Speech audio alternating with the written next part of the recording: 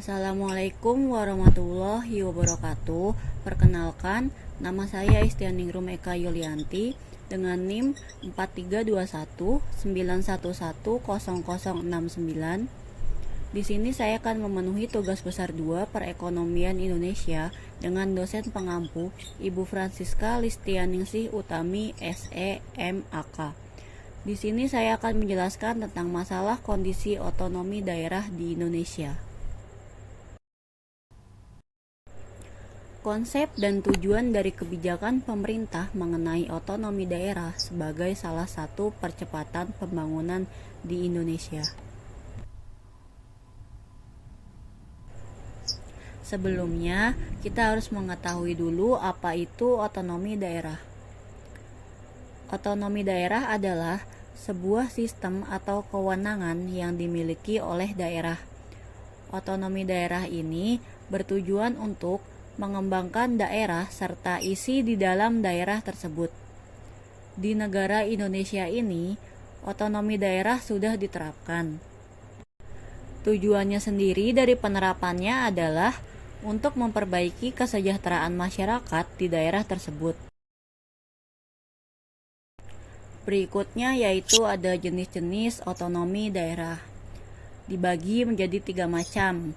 Yang pertama, otonomi material, yang kedua otonomi formal, dan yang ketiga ada otonomi real.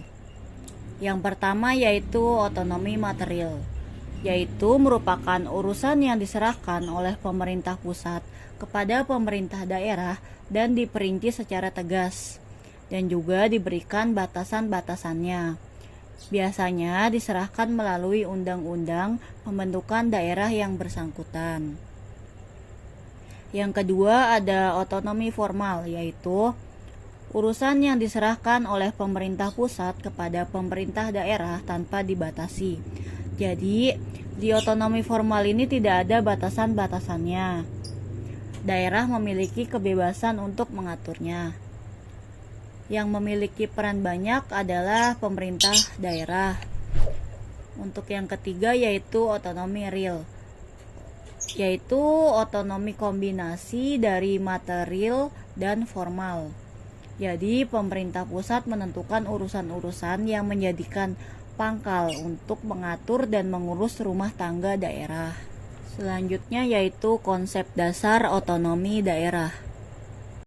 Konsepnya ada 7. Yang pertama yaitu penyerahan sebanyak kewenangan pemerintah dalam hubungan domestik kepada daerah. Yang kedua yaitu penguatan peran DPRD sebagai representasi rakyat lokal dalam pemilihan dan penetapan kepala daerah. Yang ketiga, pembangunan tradisi politik yang lebih sesuai dengan kultur berkualitas tinggi dengan tingkat akseptabilitas yang tinggi pula. Yang keempat, peningkatan efektivitas fungsi-fungsi pelayanan eksekutif. Yang kelima, peningkatan efisiensi administrasi keuangan daerah. Yang keenam, pengaturan pembagian sumber-sumber pendapatan daerah. Dan yang terakhir yaitu pemberian keleluasaan kepala daerah dan optimalisasi upaya pemberdayaan masyarakat.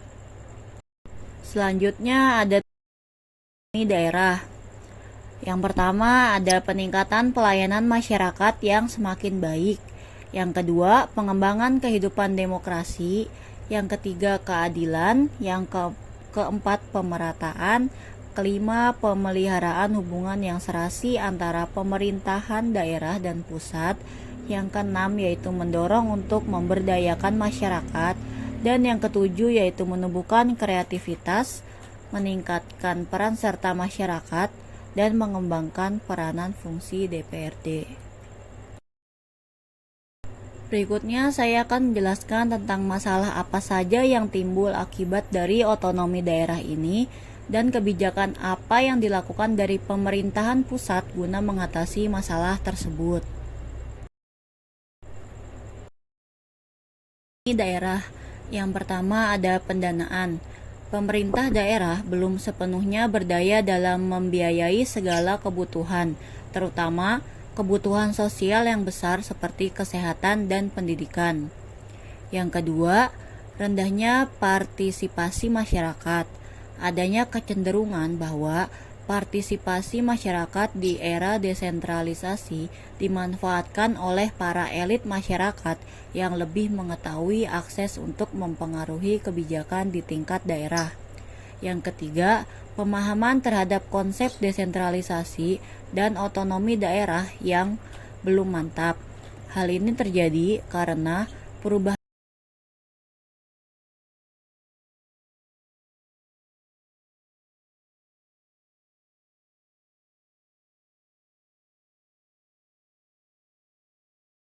yaitu penyediaan aturan pelaksanaan otonomi daerah yang belum memadai. Desentralisasi telah menggelembungkan semangat yang tak terkendali. Yang kelima yaitu kondisi SDM aparatur pemerintahan yang belum menunjang sepenuhnya pelaksanaan otonomi daerah. Masih 80% pemerintah daerah dinilai belum berhasil menjalankan visi, misi, dan program desentralisasi. Yang keenam yaitu adanya potensi munculnya konflik antar daerah akibat penekanan undang-undang. Dan yang terakhir yaitu korupsi di daerah akibat kelalaian seseorang dan pengadaan barang-barang dan jasa daerah.